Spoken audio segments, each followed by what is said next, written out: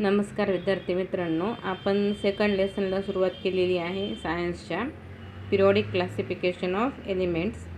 मला वाटतं काल आपण डोबेरायनरचे ट्रायड्स बघितले होते. What are Dobereiner's triad? Dobereiner was a German scientist. He made a group of 3 elements having similar chemical property. त्याने 3 एलिमेंट्सचा ग्रुप केला. These elements he called as a triads.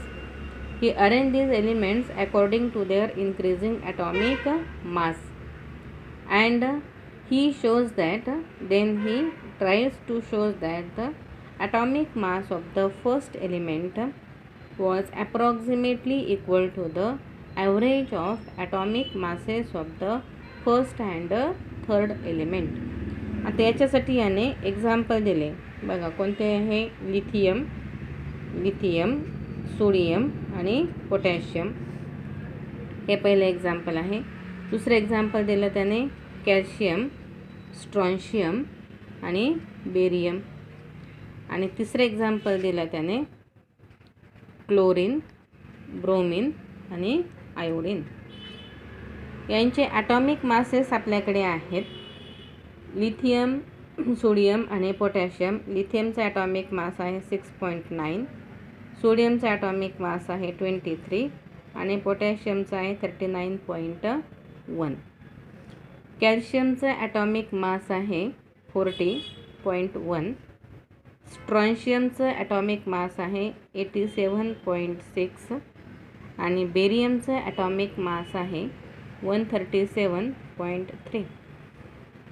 त्याच्यानंतर क्लोरीनचा atomic mass of chlorine is 35.5. Atomic mass of bromine is 81.2 and atomic mass of iodine is 126.9. अशा प्रकारे त्याने 3 example आपल्याला दिलेत. आपण पहिल्या एलिमेंटचा ॲटॉमिक मास हे म्हणजे हे दोन नंबरच्या एलिमेंटचा ॲटॉमिक मास हे पहिल्या आणि तिसऱ्या एलिमेंटच्या ॲटॉमिक मासच्या ॲव्हरेज एवढं असतं हे त्याने सांगितलं. परंतु डोबेरायनरला हे सगळेच्या सगळे एलिमेंट त्यावेळेस जेवढे एलिमेंट डिस्कवर झालेले होते तेवढे एलिमेंटची तो अशा प्रकारे ग्रुप पाडू शकला नाही. हा सगळ्यात पहिला त्याचा ड्रॉबॅक होता. काय होता पहिला त्याचा drawback? Dobereiner could not arrange all the elements which were discovered at that time in this manner. त्याला सगळ्याचे सगळे एलिमेंट्स अशा प्रकारे मॅनेज करता आले नाही. आणि म्हणून मग नंतर दुसरा जो सायंटिस्ट आला तो म्हणजे न्यूलँड्स. हा इंग्लिश सायंटिस्ट न्यूलँड्स ह्याने नंतर एलिमेंट्सची अरेंजमेंट करण्याचा प्रयत्न केला. आणि मग आपल्या पुढे आला तो Newlands octaves rule, Newlands laws of octave. आता हे ऑक्टेव्ज म्हणजे काय?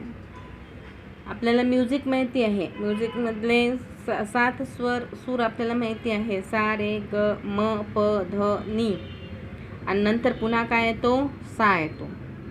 म्हणजे हे जे 7 सूर जे आहेत संगीतातले त्याचप्रमाणे ह्या 7 सुरांप्रमाणेच न्यूलँड्सने एलिमेंट्सची अरेंजमेंट केली.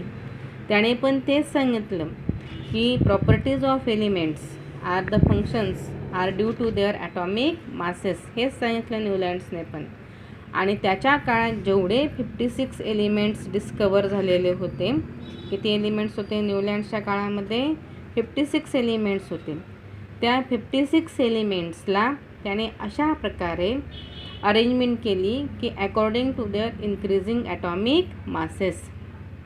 बघा काय केलं न्यूलँड्सने. At the time of Newlands there were the discovery of 56 elements. Newlands arrange these 56 elements according to their increasing atomic mass. Increasing त्याने ह्या एलिमेंट्सला त्यांच्या इन्क्रीजिंग ॲटॉमिक मासने अरेंज केलं, लावलं. आणि हे लावल्यानंतर त्याच्या असं लक्षात आलं की every 8th element shows the similar properties to the first element. म्हणजे आता त्यावेळेस हेलियमचा शोध लागलेला नव्हता. म्हणजे मग पहिला एलिमेंट कोणता होता? हायड्रोजन होता. पहिला एलिमेंट हायड्रोजन, हायड्रोजन नंतर लिथियम. पहिले 20 एलिमेंट्स तुमचे पाठ आहेत. लिथियम नंतर बेरिलियम, बेरिलियम नंतर बोरॉन, कार्बन, नायट्रोजन आणि ऑक्सिजन. हे झाले. किती झालेत हे? 3 आणि हे 4, 7. आता 8वा जो एलिमेंट येईल तो 8वा एलिमेंट परत पहिल्यापासून मांडायला सुरुवात करायची. फ्लोरीन झालं. त्याच्यानंतर सोडियम.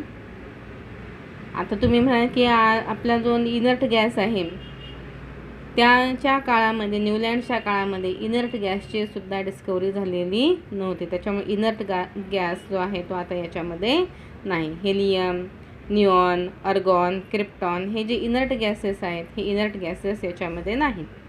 मग आता सोडियम, सोडियम नंतर मॅग्नेशियम, मॅग्नेशियम नंतर ॲल्युमिनियम, सिलिकॉन, सिलिकॉन नंतर फॉस्फरस आणि फॉस्फरस नंतर सल्फर.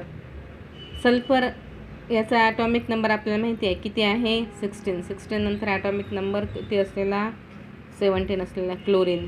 क्लोरीन नंतर पोटॅशियम, पोटॅशियम नंतर कॅल्शियम, क्रोमियम, टिटॅनियम. हे बाकीचे एवढे काही आपल्याला गरज पडत नाही. आयर्न. आता हे जे एलिमेंट्स आहेत आणि यांच्यामध्ये त्याने कोणाला टाकलं? कोबाल्टला आणि निकेलला टाकलं. बघा किती एलिमेंट्स होते न्यूलँड्सच्या काळामध्ये? There were the discovery of 56 element. सगळे पाठ करायची गरज नाही, आपण त्यातले जेवढे आपल्याला कामाचे होते तेवढे फक्त आपण लिहिले. इनर्ट गॅसेस नव्हते, म्हणजे लिथियम जो आहे, हेलियम, निऑन, अर्गॉन, क्रिप्टॉन, झेनॉन हे जे आहेत हे इनर्ट गॅसेस त्या काळामध्ये नव्हते. इनर्ट गॅसेस सोडून हे ज्या अशा प्रकारे एलिमेंट्स त्याने अरेंज केले. मग आता त्याने असं काय सांगितले की प्रत्येक 8व्या एलिमेंटच्या प्रॉपर्टीज ह्या पहिल्या एलिमेंटसारख्याच आहेत. हायड्रोजनपासून तर हे ऑक्सिजनपर्यंत 7 एलिमेंट झाले आणि याच्यानंतरचा 8वा एलिमेंट कोण आहे? फ्लोरीन आहे. म्हणजे हायड्रोजनच्या आणि फ्लोरीनच्या प्रॉपर्टीज सेम, फ्लोरीनच्या आणि क्लोरीनच्या प्रॉपर्टीज सेम. त्याच्यानंतर ह्या लिथियमपासून 8व्या नंबरचा एलिमेंट कोणता येईल आता? हे 6 झाले, 7वा आणि हा 8वा. लिथियमपासून 8व्या नंबरचा एलिमेंट आहे सोडियम, म्हणजे लिथियम, सोडियम आणि त्याच्यानंतर पोटॅशियम यांच्या प्रॉपर्टीज सेम. बेरिलियम याच्यानंतर 8व्या नंबरचा आहे मॅग्नेशियम आणि कॅल्शियम यांच्या प्रॉपर्टीज सेम. हे तर आपल्याला अजूनही माहिती आहे की यांच्या प्रॉपर्टीज सेम आहेत. म्हणजे अशा प्रकारे त्यांनी अरेंजमेंट केली.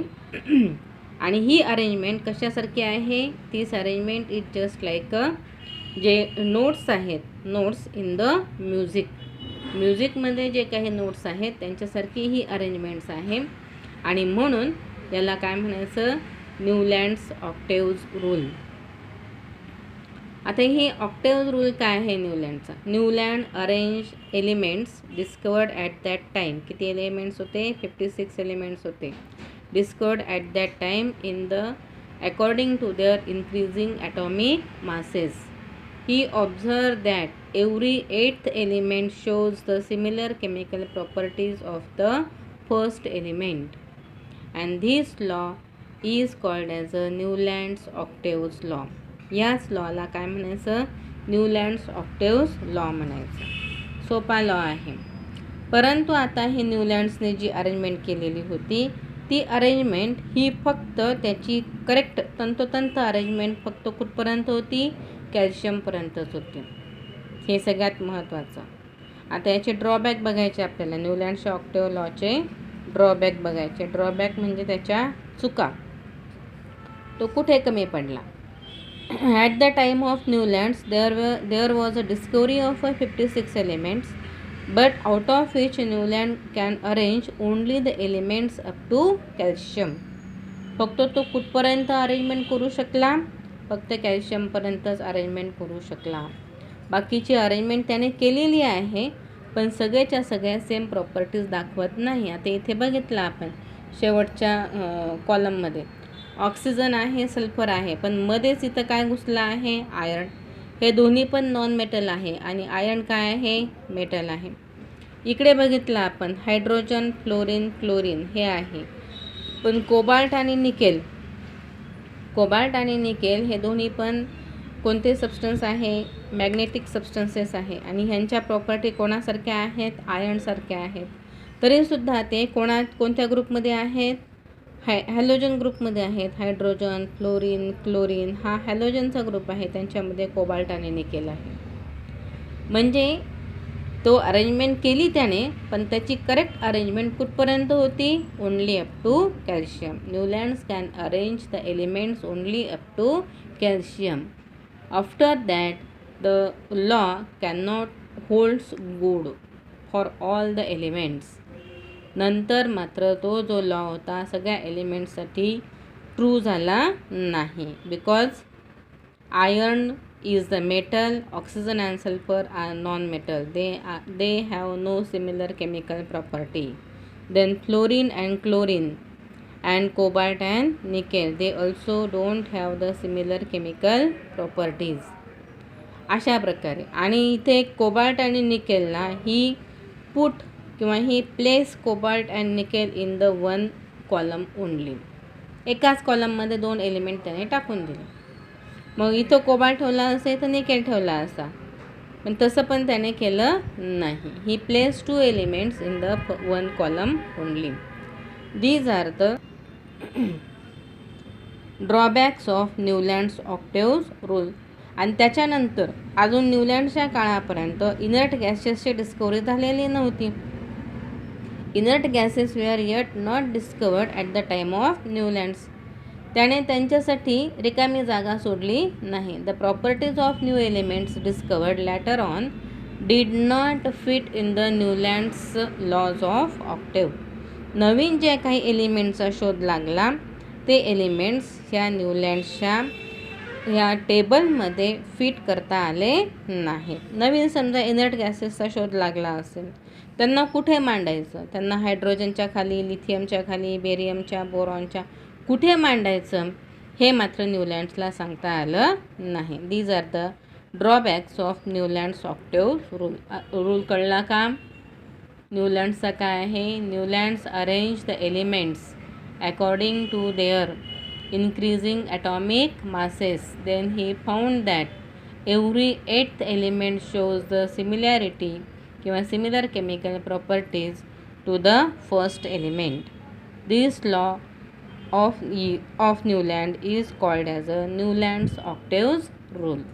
याचे ड्रॉबॅक्स जे आहेत ते मी तुम्हाला लिहून नोट्समध्ये टाकते.